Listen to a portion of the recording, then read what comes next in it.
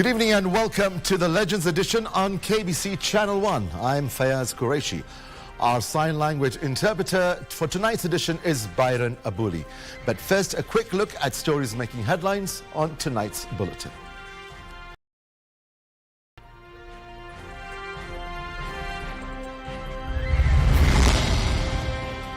Kenya and the United States called for an immediate ceasefire in the Eastern Democratic Republic of Congo conflict.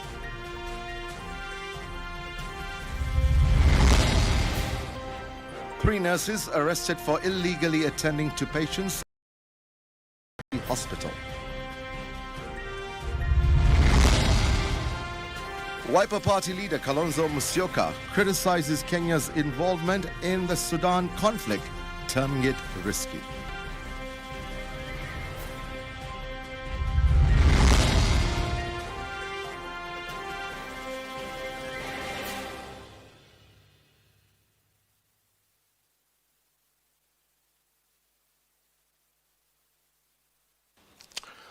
Welcome back. President William Ruto and the United States Secretary of State Marco Rubio have called for an immediate ceasefire in the Eastern Democratic Republic of Congo. The two emphasized the crucial role of the East African Community and South African Development Community joint-led process in de-escalating tensions and advancing peace efforts. The conflict has forced tens of thousands, mainly women and children, to flee to neighboring countries to seek refuge. President William Ruto on Saturday engaged the United States Secretary of State Marco Rubio via telephone conversation over the ongoing conflict in the Eastern Democratic Republic of Congo.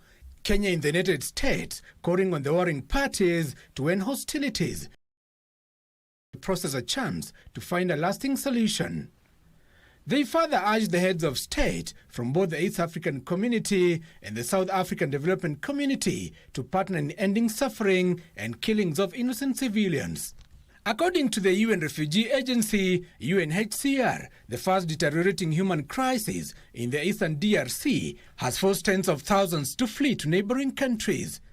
UNHCR further says the M23 offensives in North Kivu and South Kivu have increased the vulnerability of girls and women to conflict sexual violence. The United States on Thursday announced sanctions on Rwanda James Kabarebe for allegedly orchestrating Rwanda's support for the M23 rebel group. On Thursday, the Kenyan government issued a security advisory to its citizens in DRC to exercise caution or leave if possible. M23 seized North Kivu, the provincial capital of Goma, on January 27, 2025, and later on February 16th took control of South Kivu, provincial capital of Bukavu. Concerning the ongoing, President Ruto stated Kenya's commitment to providing a platform for all stakeholders, including political parties, civil society, and other actors to engage in a process aimed at preventing anarchy and ensuring a pathway towards sustainable peace. On Tuesday, Sudan's paramilitary Rapid Support Force and its supporters held a meeting in Nairobi, which was condemned by Khartoum. Meanwhile, Kenya and the United States have affirmed their commitment to strengthening diplomatic relations and advancing shared interests. Legends Edition. Police in Kericho have arrested three nurses who were illegally operating at the Kericho County Referral Hospital. The arrests were made following a report from the hospital medical superintendent, Charles Langat, on suspicious medical personnel working in the hospital wards without any clear authority from the hospital management. In a press statement released by the Kericho County Referral Hospital medical superintendent, the three suspected nurses failed to identify themselves as the staff of the medical facility, prompting the matter to be reported to the police. Kericho Deputy County Commander Robert Odongo said one of the suspects was in theatre, preparing for a procedure when the security personnel intervened. They could not actually tell the police who they were. So one of them out of the three was actually at the theatre by that time, where a procedure was about to commence. And when he realized that his colleagues were already under arrest, He tried to escape through the main gate, but he was intercepted by the security at the gate. The hospital management confirmed that the trio were indeed trained and qualified nurses, but stated that it had not authorized them to attend to patients. Thorough investigations into the matter to unravel those behind such unauthorized working arrangements and directed medical personnel to avoid taking up roles without clear authority from the hospital management. As we know is that in every department in hospital has got an in charge. Did they get to know? Because for a whole year for somebody to be operating in theater, that one really shocks us. The issue raises concern over security lapse in hospitals, with the recent incident at Kenyatta National Hospital. In a ward, Martini Maslin for Legends Edition. Wiper Democratic Movement leader Kalonzo Musyoka has criticized Kenya's involvement in the Sudan conflict, terming it risky. The former vice president says Kenya must be protected from external interference.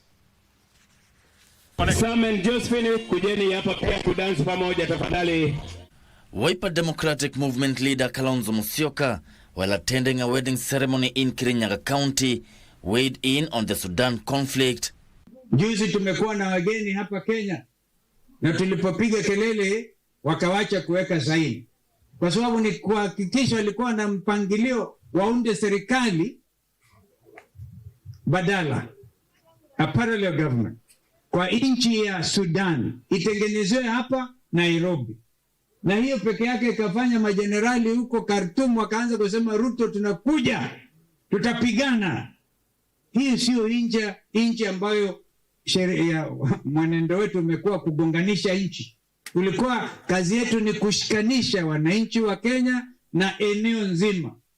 Kalonzo at the same time in the ongoing recruitment of the new commissioners for the Independent Electoral Boundaries Commission. Separately, Energy Cabinet Secretary Opiyo Wandayi said the recent Africa Union Commission chairperson election had made the Orange Democratic Movement leadership know the true political friends of Odinga. Every free election cycle has taught us some very valuable lessons as a people, Bishop. It has made us know who are our genuine friends and who don't mean well for us. This as Nandi Senator Samson Cherargei and Chesumei Member of Parliament Paul Biego urged President William Ruto to consider Raila Odinga for appointment as Prime Cabinet Secretary. Tunataka sasa baba arudi. Mimi nimesema hiyo report ya NADCO lazima ikuwe fully implemented. Tunataka kiti ya baba ya executive ya Prime Minister akuja arudi ile kiti yake ya Prime Minister aendelee na kazi yake. Hata magari yake ya Prime Minister na bendera bado iko, ofisi bado iko, arudi kwa hiyo ofisi ya Prime Minister aendelee. At the same time, legislators Mark Nyamita of Uriri and Peter Masara of Sona West have called for implementation of the NADCO report, but say as a bid to benefit Raila Odinga. We don't want to say that Raila want to get power through the back door. Raila himself, the name is power. Because any single president has never worked in Kenya without the support of the Odingas. Hiyo ripoti sisi tutaendelea kuikagua. And the implementation of it imeanza. Unaona hata sasa panel ya IBC imeshachaguliwa.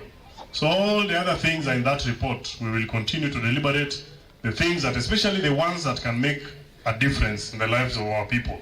Tutaharakisha kabisa ifanywe.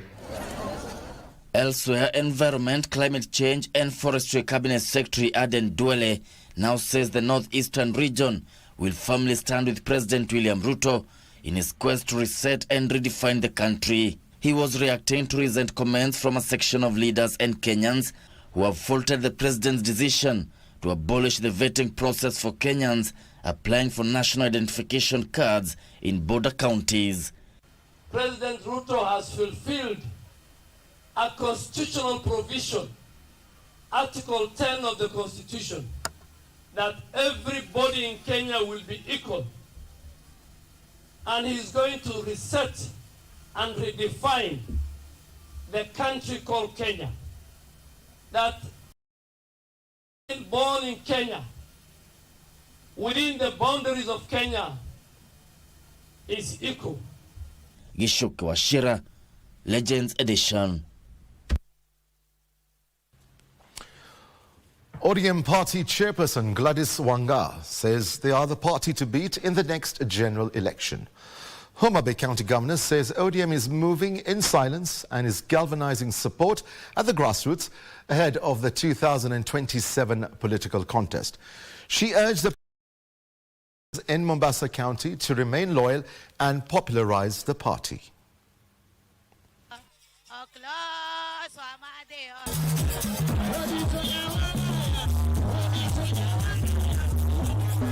Wale grassroots leaders, nyinyi ndio mnafanya chama kiwe chama kikubwa zaidi. Nyinyi ndio mnashikilia chama mashinani.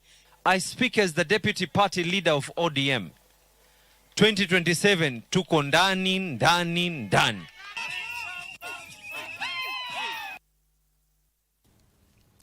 A cross-section of leaders has sent messages of condolences to the family of former Independent Electoral and Boundaries Commission IEBC chairperson Wafula Chebukati, who died on Thursday night after a long illness.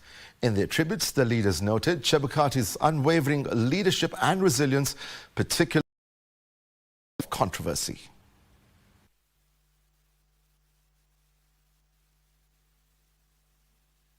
Tutamkumbuka kwa kuwa mtu mkakamavu, mtu mwenye shupavu, mtu ambaye amepigania haki ya Wakenya, mtu ambaye hakuogopa, hata akiogofya, akipatiwa mambo ya uoga, alisimama kidete na akasema kwamba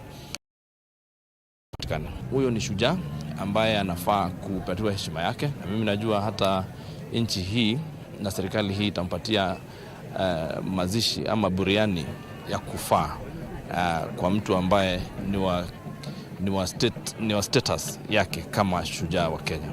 Tunajua Chebukati alitufanyia kazi nzuri sana wakati tulipokuwa tunachaguliwa. Mimi nataka tu niseme kwa familia, mama na watoto wake na jamii yote ya Kenya ya kwamba na tunasema Mungu awasaidie familia wakati huu mgumu. Tunataka kuambia familia yao pole, Mungu aweze kuatia nguvu wakati huu mgumu, na nataka kuomba vijana wale wengine wako kwa mtandao tusiongeza uchungu kwa familia ya Chebukati.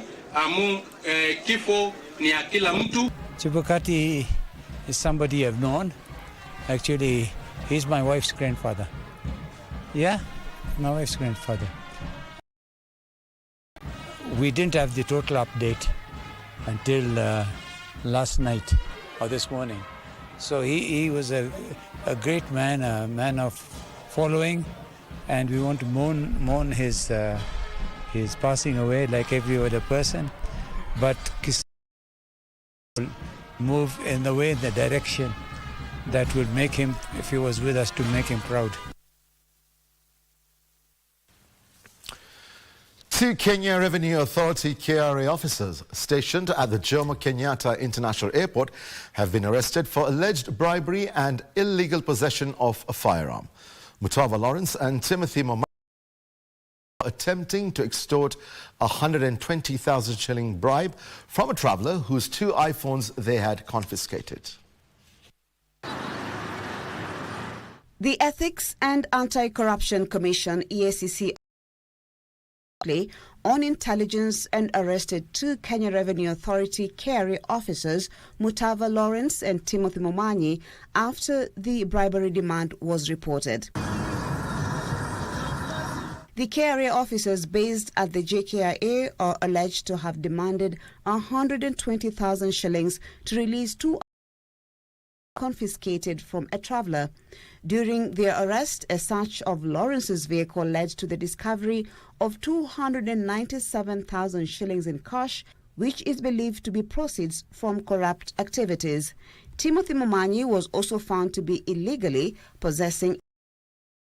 Both officers are in custody at the Industrial Area Police Station awaiting arraignment in court.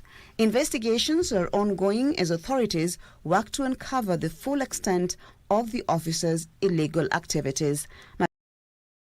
the Legends edition.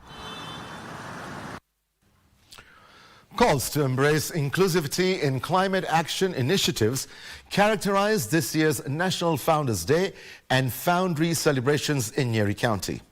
Chief Commissioner Victor Redido urged Scouts to take up proactive roles in mitigating effects of climate change.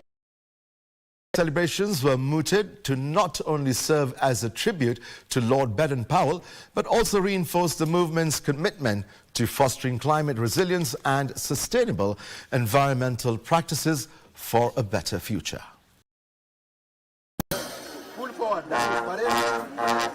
Over the last 167 years, Scouts trooped to Nyeri County to celebrate Founders Day, which is marked on the 22nd day of February to commemorate the birthdays of Lord Robert Baden-Powell, the founder of the Scouts movement, and his wife Olive Baden-Powell. A Scout conserves environment. So I'm urging all the Scouts, wherever they are, not just in Kenya, but in the whole world, to come out strongly and take part in environmental conservation. Celebrations attracted over 10,000 local and international Scouts, with stakeholders calling for inclusivity of children and youth in climate action initiatives. Scouts should practice values like leadership and respect for nature. The environment is a really special thing. We can't live without the environment, we can't survive without the trees. We acknowledge our interdependence, and we are able to understand that the well-being of our planet is inextricably linked to our own. Victor Redido further urged Scouts to embrace values instilled by Scouting to build character and skill. Kachinga la kaching ching ching. Kabunga la kabunga la kabung boom boom. For the Foundry were treated to a visit to the Baden-Powell Gardens, the final resting place of the founder of the World Scouting movement, Lord Baden-Powell, and his wife. The garden also hosts a Scouts Information Center. In addition to the gardens, Powell's final home hosts his relics and is referred to as a Pax 2 museum. Top Scouting destination in Africa. Regina Manyara reporting for KBC Channel 1. History scholar Professor Bethwell Ellen Ogot, as an exceptional intellectual who made monumental contributions to both the history of the Luo community and the broader academic landscape. A funeral at Maseno University's Odera Akango campus in Yala, Siaya County, where numerous dignitaries gathered to honor his memory. Thereafter, he was in Gem, Siaya County. The late Professor Bethwell Allen Ogot, as a trailblazer in the field of history, whose work provided crucial insight into the rich cultural heritage of the Luo community. Speakers at his funeral service, who included and his Kisumu counterpart, Professor Anyang' Nyong'o, paid glowing tribute to the late professor for his profound impact on the academic world. The good that this great man, Professor Ogot, did, I hope that he shall not be interred with him. If you look at Southern Luo, there's a proposition now that the history of the Southern Luo is not just about the history of the Southern Luo. History of antiquity beyond Egypt. History written by people like Ogot help us at leaders and at intellectuals. So we would say that history is the mother of all intellectual knowledge. Professor Ogot passed away on 30th January 2025 at the age of 95 after a short treatment in Kisumu County. He was married to the late politician Grace Ogot. An alumni of Uganda's Makerere University, the University of St. Andrews in Scotland, and the School of Oriental and African Studies, University of London University until 2013. During his illustrious career, the late Professor Ogot authored 43 books and published over 100 articles in referred academic journals. Financial mismanagement has been cited as a significant challenge facing savings and credit cooperative societies in the country. SACCO's 41st annual delegates meeting in Nairobi, the Commissioner of Cooperatives, David Obonyo, said the government is championing policy reforms and regulations to create a conducive environment for growth. Hazina SACCO has declared a 17% dividend on share capital, 5% interest on deposits for the year 2024. Hazina SACCO's 41st annual delegates meeting took place on Saturday. The Commissioner of Cooperatives, David Obonyo, who was the chief guest, took the opportunity to reiterate the government's efforts in ensuring a conducive environment for the growth of cooperative societies in the country. Through policy reform, enhanced regulation and capacity building initiatives, strengthen the SACCOs to ensure they continue to be reliable financial institutions for millions of Kenyans. He also stressed the government's assurance to ensure no member loses the fraud scandal involving 13.3 billion shillings at the Kenya Union of Savings and Credit Cooperatives, KUSCO. We are in control, we are in charge, and our goal is to ensure that no member loses any money. Hazina SACCO declared a 17% dividend on share capital and 10.85% interest on deposits for the year 2024, 0.05% compared to the previous year. Hazina SACCO National Chairman Evans Kibagendi says despite the challenges currently facing the SACCO sector, Hazina SACCO has grown its asset base from 14.7 billion shillings in 2023 to 16.87 billion shillings in 2024. Despite the economic challenges that we have faced, continued to grow in RIPs and bonds and from strength to strength with an asset base of 14.7 billion as at 2023, 16.87 in 2024 by December 31st. Tilio Marco for Legends Edition. The Kenya Union of Special Needs Education Teachers has joined a list of institutions calling for the disbandment of the Social Health Authority medical scheme, raising claims that tens of its members had been locked out from receiving health services due to the financial challenges of the scheme. Details on this and other stories making headlines in our county. News Roundup. According to the Kenya Union of Special Needs, USNET General Secretary James Torome, special needs teachers were going through untold suffering due to the crisis around the troubled medical scheme. SHA is not working. Take us back to NHIF. Even now the private hospitals, they have given a notice that no operation from Monday. I'm receiving calls from sick teachers. What will they do? Elsewhere, the Murang'a South Sub-County successfully confiscated marijuana valued at 15 million Kenyan shillings and 2,500 litres of changa in a continued effort to combat drug abuse. Mine is to appreciate the members of the public for giving us the information and for strengthening the community policing around this area. You realize what mostly affects our youth, and that is why we have even the surge in crimes for those of them who are getting lost in the illicit trade and abusing the drugs. In Meru County, more than 600 residents from Mikumbune in South Imenti constituency have benefited from a free medical camp courtesy of Unafanya ukaguzi wa mambo ya saratani, yani kansa. Na unaona kuna watu wengi wale wanataka kupata hiyo huduma. Something else that is making the problem escalate, it is late screening. Because if people don't go early, for example, if it is caught at the first stage, it can be treated very easily, or even maybe second stage, depending on the type of cancer. But agree to go for early screening, and the government need to make these services free, especially in our hospitals. Elsewhere, the government of France has funded the construction of the Kaswanga Water Project in Rusinga Island, Homa Bay County, to promote hygiene and combat waterborne diseases. This partnership has a lot of impact in France, but also here in Rusinga. we'd like to thank Her Excellency the Governor for being a long-standing partner in this project. A water project can serve over 6,000 residents of Rusinga with at least 20 liters of water every day.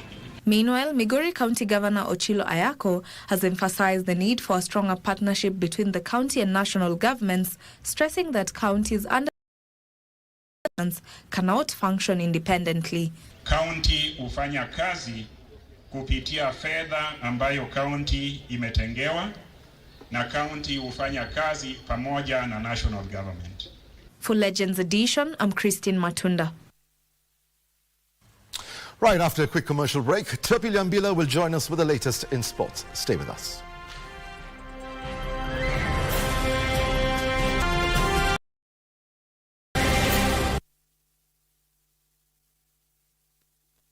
Iko kwa star 570 hash. Cheza sahihi ikiwa ni option 2, 3 na 4. Ama pia unaweza cheza kwa tushinde.com. Register deposit wakati wowote na ucheze mara kadhaa ili kujaza entry ticket zako kwenye draw ya ushindi. Inuka na Loto Moto.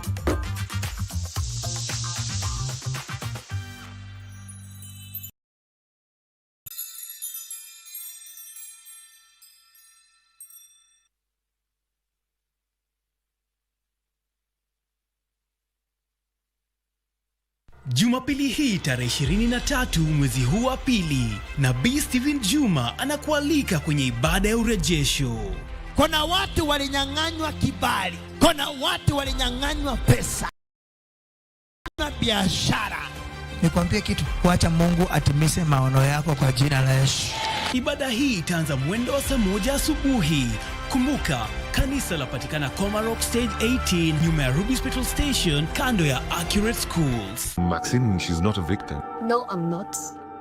You don't know who Alex is. What's up between you and Jim? You always want to get too involved, and that's dangerous. What do lovers do?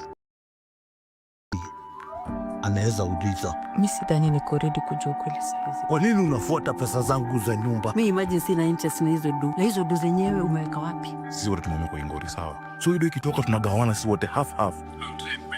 At you will try and find time. Sana fanya nini huko? Mmeboeshana. Barizi, wewe ni mdogo sana. Kwenda kwa sababu ya makosa ya fadhako. It's okay, I'll be fine.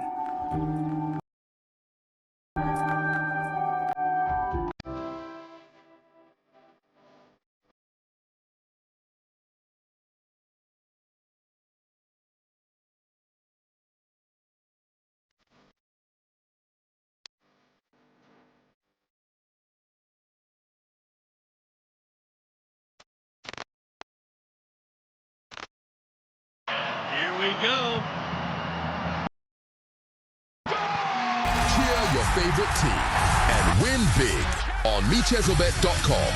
Casino, Aviator, and other crash games also available at MeChezoBet. Sign up today. This message has been approved by BCLB license number 664. Gambling can be addictive. Play responsibly. Terms and conditions apply.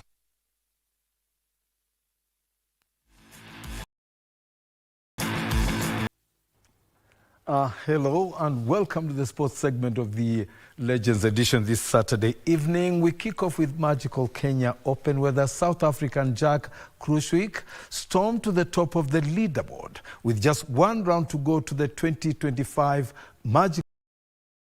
The region's Premier League golf tournament is the 11th stop of the 2025 DP World Tour. Let's take a look.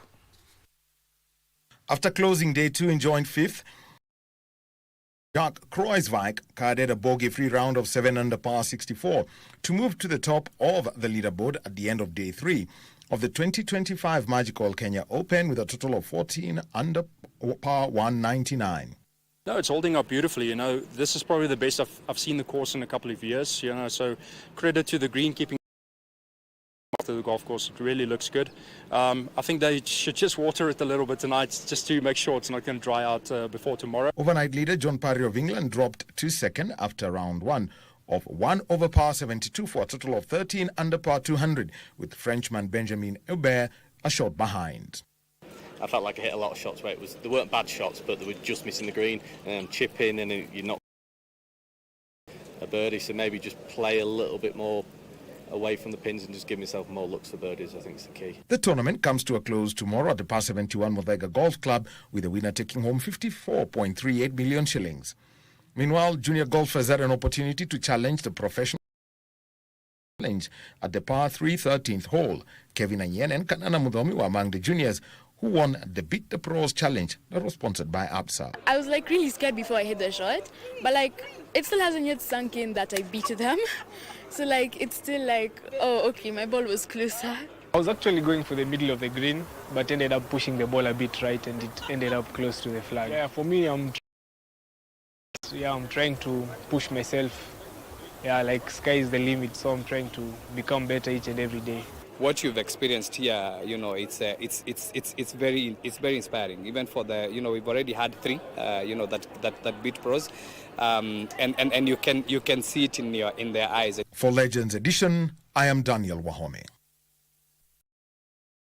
Rugby scene, KCB once again produced one of their best rugby displays to secure a Hartford 29-27 victory over Menengai Oilers in a pulsating Kenya Cup encounter played today at the KCB Sports Club in Ruaraka. Our KBC Sports crew was on hand to file for us the following report. Take a listen.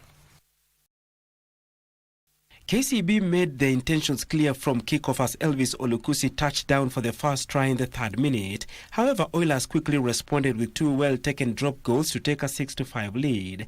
The first half was tightly contested, with Oilers heading into the break with a narrow 15-12 advantage. We needed the players themselves to adjust and adapt to the game at that time. They were loading on the tight head, which we needed to start thinking about. Next time we need to really look at our scrums because we were exposed today. The second half saw an intense battle as Oilers extended their lead to 22-12. KCB responded through Austin Sikutua's well-executed drop goal, adding 3 crucial points. Nico Kulo then powered over and under the post, and a successful conversion brought KCB level. The match was very tough, but during the break, the coach came and just motivated us. Told us about what's working for us, and we just decided to play the game and put on the best foot forward. Oilers hit back with another try to regain a 27-22 lead, but the hosts were not done yet. Austin Sikutua muscled his way through for another try, converting 29-27 triumph for KCB at home. KCB will play Impala Club next on the 1st of March, hoping to continue with their momentum. In other matches, Kabras RFC edged Nondi 7-3 at Kakamega Showground. Nakuru RFC kept their survival hopes alive when they beat Strathmore 23-22 at the Strathmore grounds.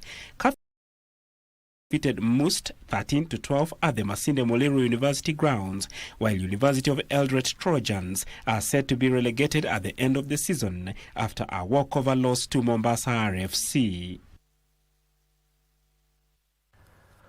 Still on rugby, the National Rugby Sevens team Shujaa has been relegated to the classification matches of the 4th leg of the HSBC 7 Series after suffering back-to-back defeats in their opening 2 matches at BC Place Stadium. The team, coached by Kevin Wambua, began their campaign with a 24-0 loss to Argentina, followed by a 33-7 defeat to France. Shujaa will now face Great Britain tonight in their final Group A match, while France will take on Argentina. Currently, group with no points, while Argentina lead with 6 points, 2 ahead of second place Great Britain. France sits in 3rd position with 3 points. Some of the action. And it's simple. This time they avoid the defense. They know they have the speedster on the outside. Trying to find a seam inside of the 22. They're down. Nice play there. Fooled everybody. And Argentina's got another 5 here. A little bit of commentators curse there. France takes it over. Big opportunity for them here. See if they can get it to the flyer on the edge. To beat. And he does, my goodness. What a spectacular try. Safely. Penalty there. Kenya will go quick, trying to get some points on the board here. 5 or 7 would mean a lot. Oh my goodness, around the edge. He is absolutely flying. He's got 1 in pursuit. On athletics, 10-kilometer world record holder Agnes Chebet Ngetich and world 10 Daniel Ebenyo Simiu won the 10-kilometer races during the 4th edition of the Sirikwa Classic World Cross Country Tour, held today at the Lobo village in Kapseret, Eldoret City. Chebet, who is also the fastest half marathoner, led from start to finish to win gold in 32 minutes, 42 seconds, 10 seconds ahead of Jan Chepngetich, who won silver, completed the podium position in 34 minutes and 9 seconds.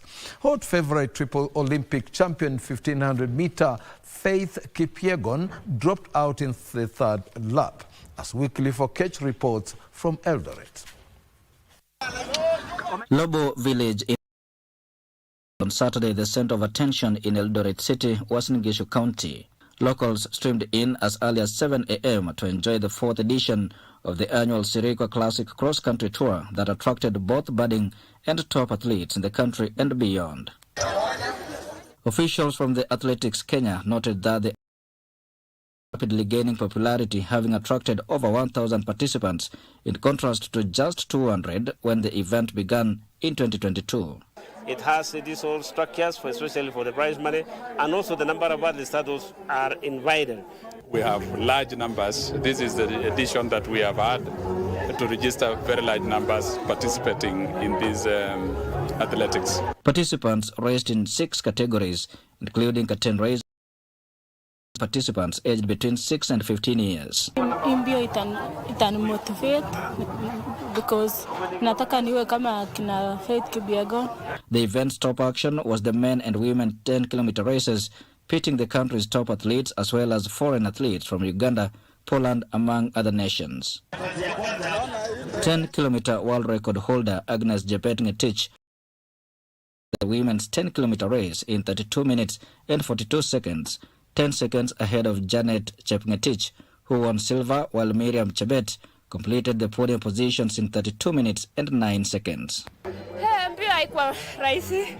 Vile mliona upepo ilikuwa kubwa, uwanja ilikuwa so competitive, tulikuwa na elite athletes. Hot favorite and triple meters champion Faith Kipyegon dropped out in the 3rd lap.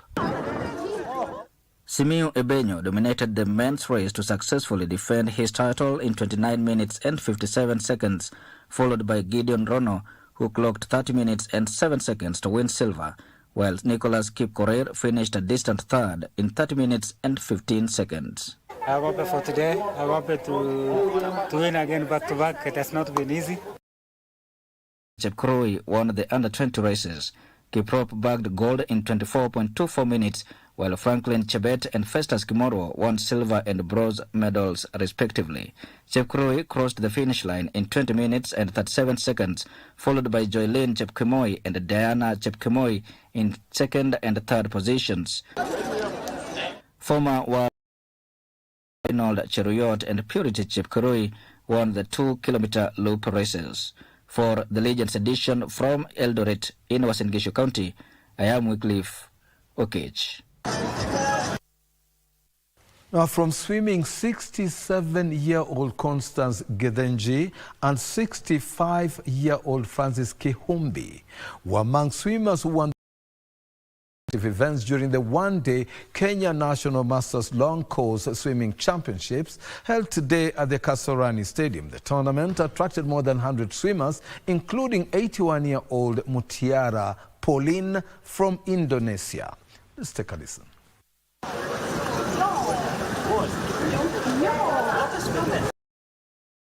Kihumbi recorded a time of 3 minutes 05.20 seconds to win the over 60 years men's 100 meters breaststroke during the National Masters Swimming Championship at the Kasarani Stadium. Constance Kithinji put up a spirited fight but came short of the gold medal in the over 60 years women's 100 meter backstroke, taking silver behind gold medalist Sue Kahumbu, who won gold in 1 minute 44.68 seconds. Masters has come a long way compared from last year, because I see there's a big difference. There are more people participating compared to last year, and there's a lot of team spirit, which is good because we're all encouraging each other. Because as I said, juniors, they have all the time, and for us, because we have busy lives with work and everything, it's nice to see that we haven't let that stop us from doing this. The event of the day was the 60 years women's and over. That saw Sue Kahumbu take gold again in 1 minute 57.30 seconds, just over a minute ahead of 81-year-old Pauline Mutiara, who finished second, while Constance Kithinji finished a distant third. For us old people, it's seldom that we swim so much between ourselves. It's actually a sport for younger people, but enjoy it so much as we did. Pauline Mutiara of Indonesia was accompanied by compatriot Halil Sri Lestari, who just returned to competitive swimming after suffering a stroke that almost ended her life and career. I really think that I cannot just stop swimming, and from that time I still swimming until now, and I motivate myself to do the race all over the world. So hopefully this can be motivate all maybe sick or whatever that you feel that not comfortable with your sickness. Just jump at the water. I think the water is very powerful for you all. And God already gave us the water, so maybe that's the holy water that we can use for our health. Sri Lestari won the 50 to 54 years women's 50 meters butterfly in 51.6 ahead of Wanja Michuki, who was second in 51.78 seconds. The one-day National Masters Championship was being used to select the Kenyan team that will represent the country at the World Masters Swimming Championship, set for the 26th of July to 22nd of August this year in Singapore.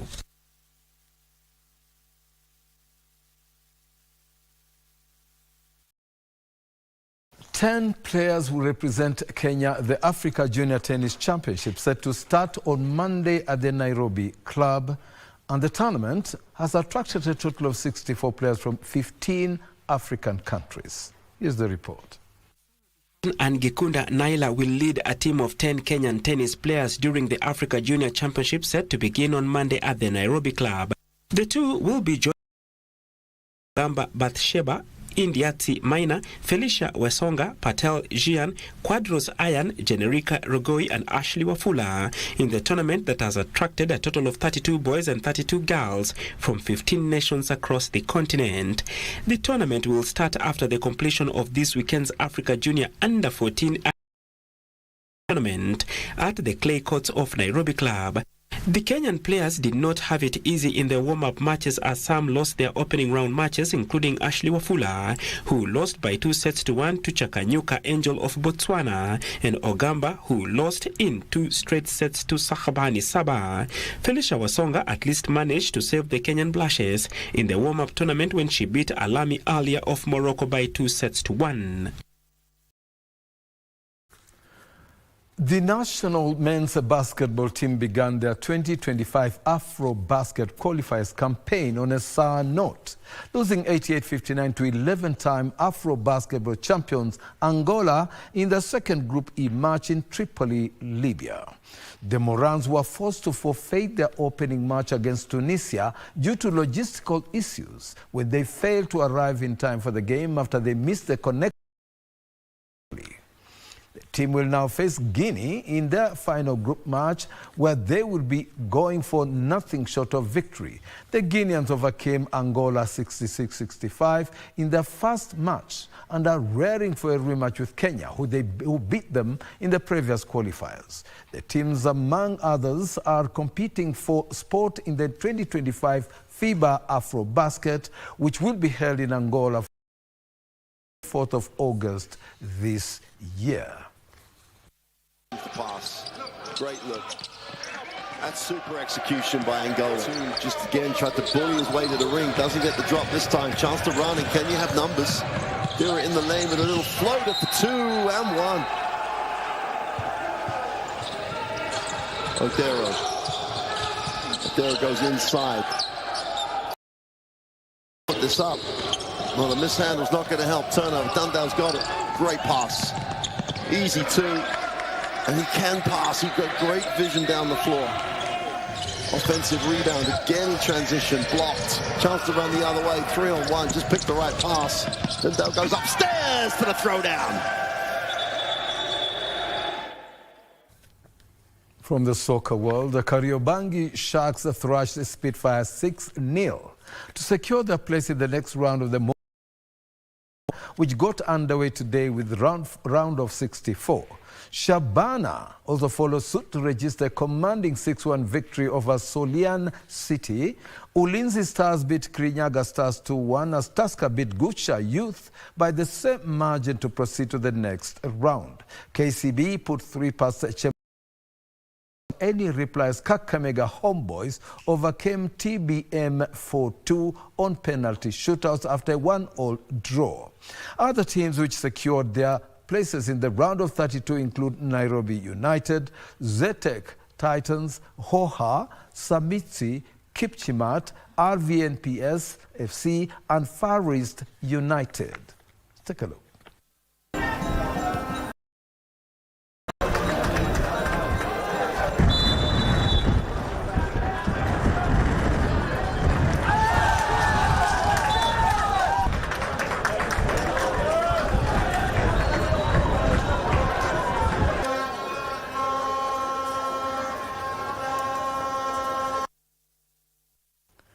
From the handball scene, GSU marked a return to the second half of the 2024-20 season with a resounding victory in today's matches at the Kaloleni ground.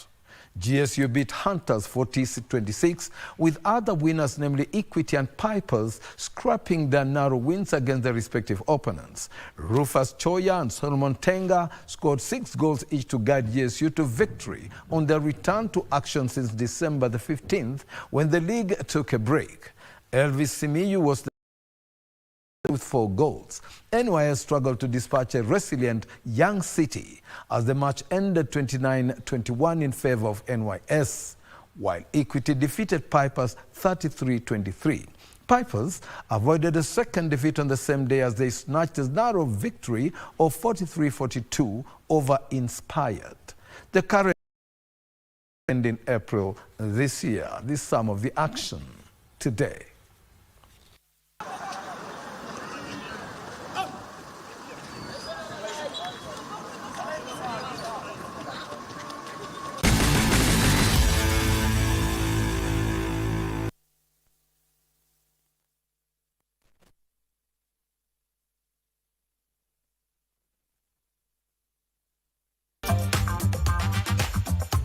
Inuka na moto Kashamba ni safi wa 1.7 million Kenyan shillings na kamejiset kwa *570# na tushinde.com. Na ukiwahi unaongezewa 1 million Kenyan shillings ya kujenga kwa shamba yako. Na bado kuna nini hiyo side nyingine? Hapa ndio mwisho. Weekly draw ya chapa bado iko na zawadi pia ni za kuinua. Iko Probox new model, iko Master Demio. Cheza mara kadhaa na uweze kujipatia entry tickets kibao na uboost chance yako ya kujishindia kwenye draw zetu. Kila kona imejazwa kwa *570 na 4 na tushinde.com na kwako ni kuinuka na Loto Moto.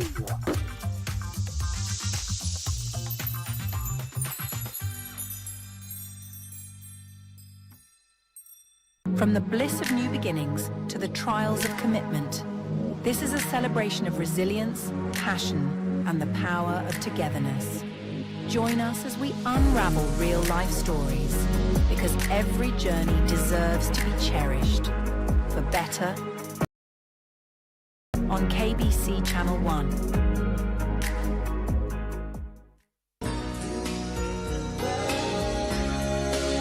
Tell me, do you remember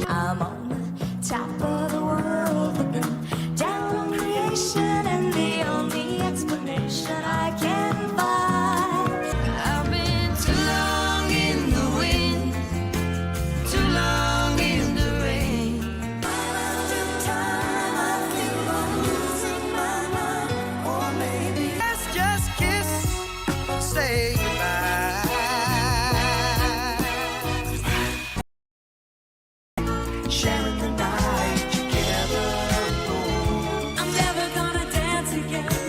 Guilty feet have got glory on. Be yours for the rest of my life. Together we can.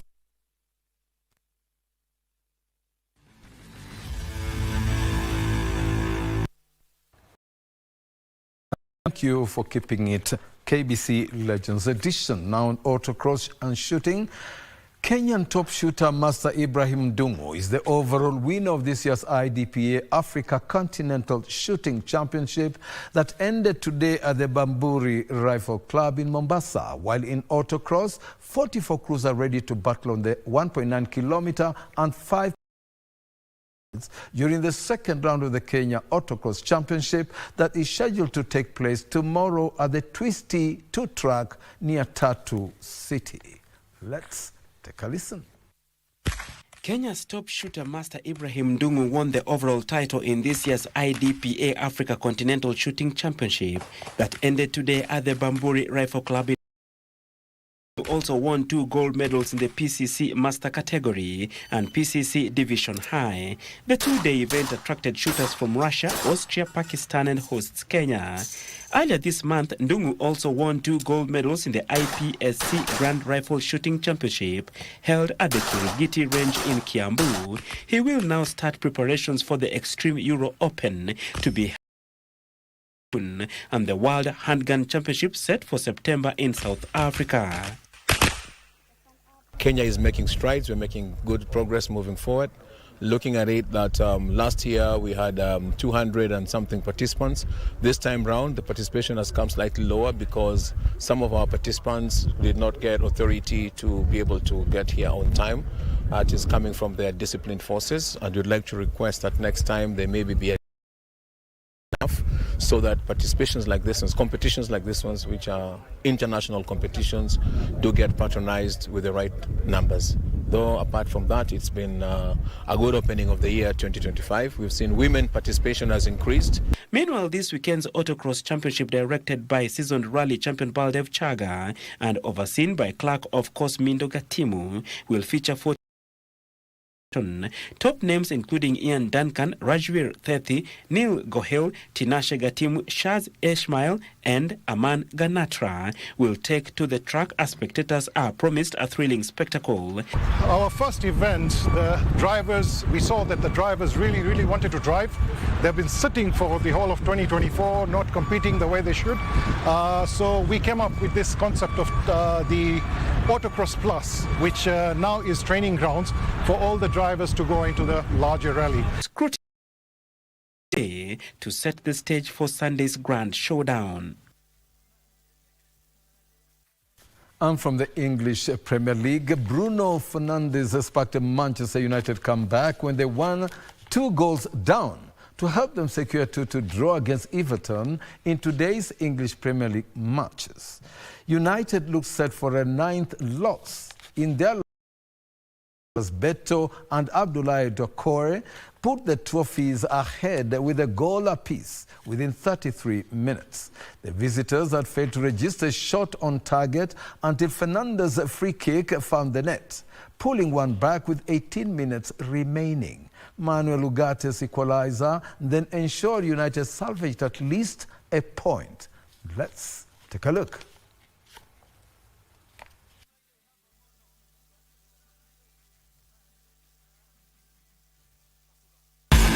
Yeah, well, Fayyaz, I know when you handed over to me. Yes. I know you, I don't know whether you're watching, but I said hello and welcome to the sports segment. Right. Now that is a sign actually for the deaf community. When you say hello, and Aburi will actually side with me, you say hello, that you're saying, you know, hello.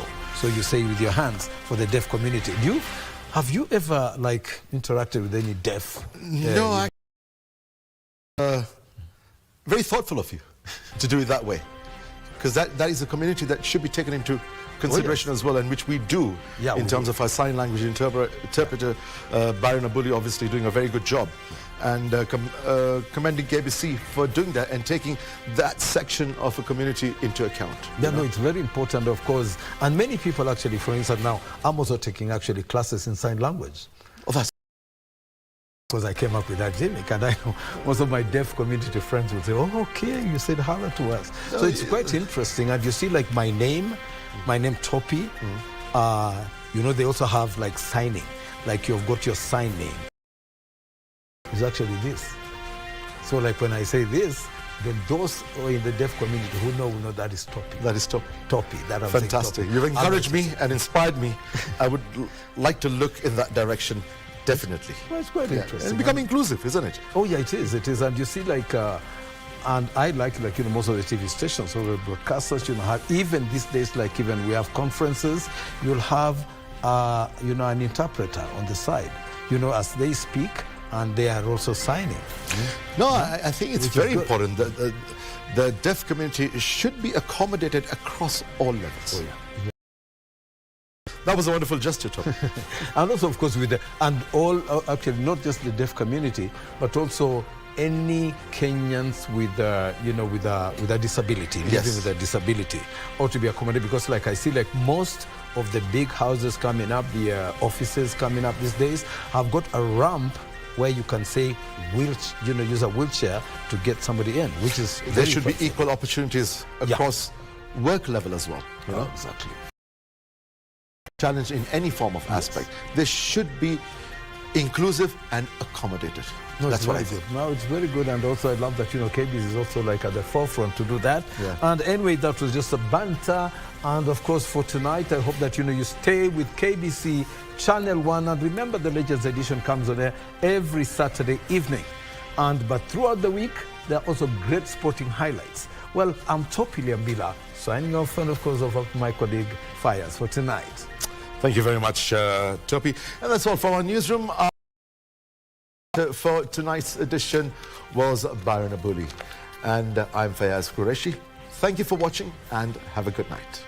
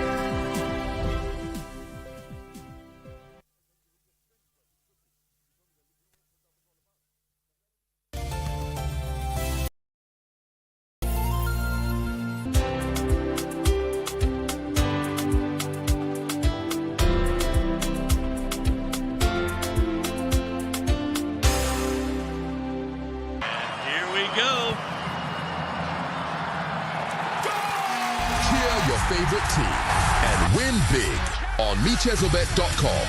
Casino, Aviator, and other crash games also available at MeChesobet. Sign up today. This message has been approved by BCLB license number. Gambling can be addictive. Play responsibly.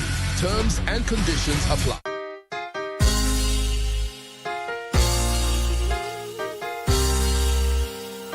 In the name of Jesus Christ, Mungu anatarajia ukanyange hatua mbele.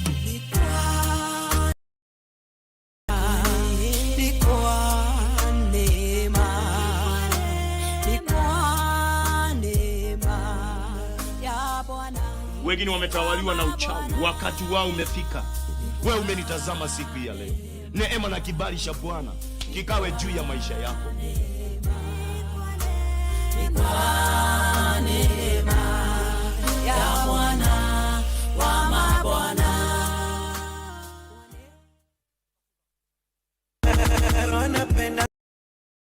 DJ D, and on the ones and twos is DJ Leo. We bring you the best of African entertainment. From Afrobeat to Amapiano. Daddy, me I want to party. Genge tubongo. Rusha mikono kama unaona uko tip tip. Rusha mikono kama Nzuk to Kwaito. With me for party. And not only that, anything juicy in the entertainment industry, we give it to you. Catch us every Sunday from 2:30 to 4 p.m. Only on KBC Channel 1.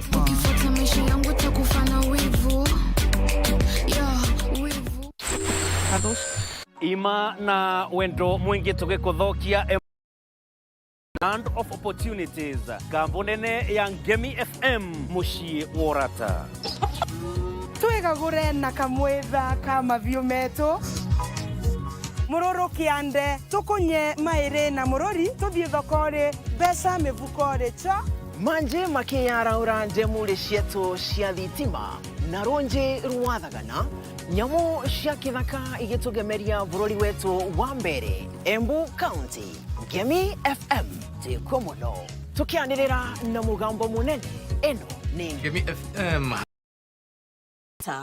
ino ni nyumba nene kwa mushie wa urata Ngemi FM 103.5